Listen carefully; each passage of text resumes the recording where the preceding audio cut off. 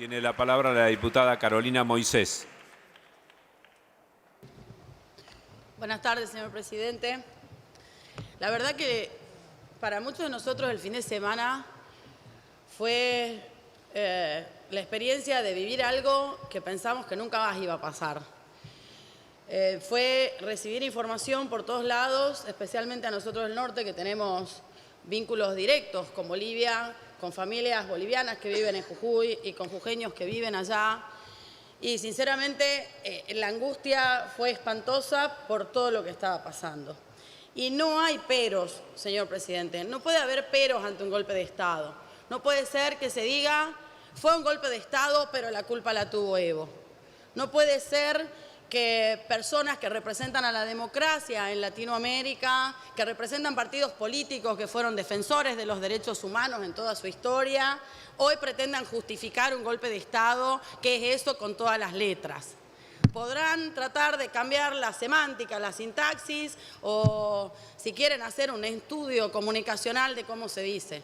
Pero este fue un golpe de Estado tradicional, con todos los elementos tradicionales que lamentablemente en la historia latinoamericana hemos vivido muchas veces.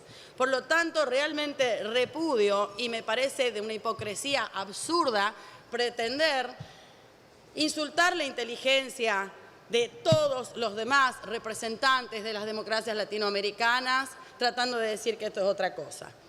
En Bolivia, durante el fin de semana, hubieron secuestros extorsivos. Se secuestraron parientes, familiares, hijos, hermanos de gobernadores, alcaldes y funcionarios, ministros del gobierno nacional, y de esa manera se coaccionó para exigir las renuncias y hacerlas efectivas después hasta llegar al presidente.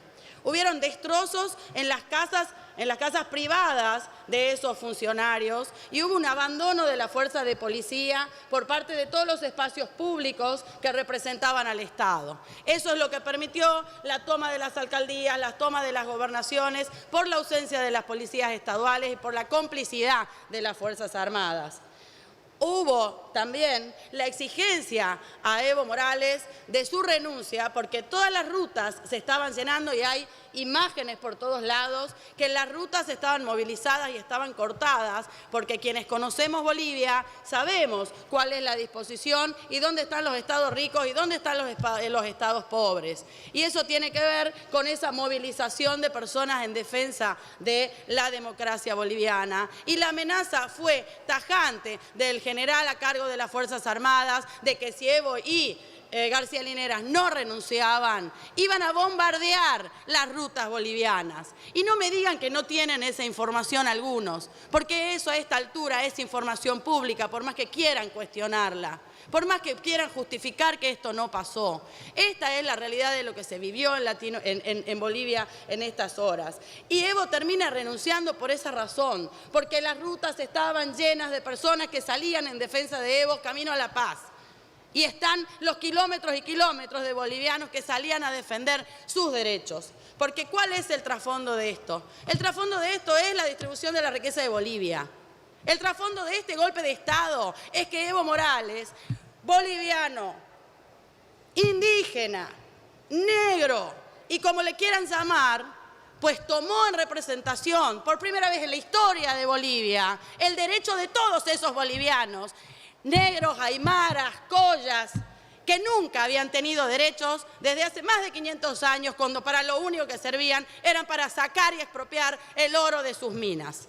Esa pobreza como un designio histórico irrevocable de que Bolivia debía ser pobre y de que los bolivianos tenían que estar condenados a esa pobreza, mientras los Camacho, mientras los Mesa, mientras los muchos nombres más, eran el puñado de bolivianos que se sacaban el oro, el litio, el gas, en connivencia con las empresas multinacionales. El trasfondo de esto es que Evo sacó la riqueza de ese puñado de manos vinculadas con los poderes internacionales y puso esa riqueza en el bolsillo de la gente. Y logró más educación, y logró obras de infraestructura como nunca en la historia de Bolivia se hizo. Y logró cosas que nunca pensaron los propios bolivianos. Entonces, señor presidente, Se puede tratar de decir cualquier cosa de esto, pero no que no es un golpe de Estado y que hoy no hay un presidente legítimamente electo, que tenía mandato hasta enero, que más allá de las irregularidades de esta elección, a las cuales el propio presidente estuvo dispuesto a resolver por el camino institucional, de convocar a una nueva elección, hoy está asilado en otro país. Y lamento que el país que no le haya ofrecido asilo sea Argentina y que haya tenido que haber un periplo de un avión cruzando todo un continente cuando Evo se encontraba a muy pocos kilómetros de nuestra frontera. Y decir como jujeña, porque el embajador allá es jujeño y es radical de pura cepa y además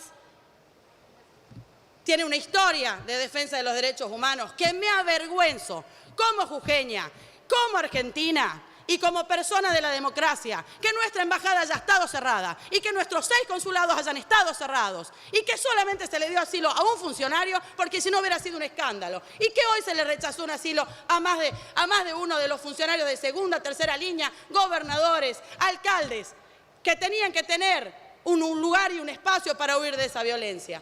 Así que quiero recalcar esto. Realmente me sentí avergonzada de que nuestro embajador no haya estado a la altura de las circunstancias y de que lamentablemente la nación argentina, por diferencias ideológicas o políticas, tampoco haya estado a la altura de las democracias latinoamericanas y de toda nuestra historia. Muchas gracias.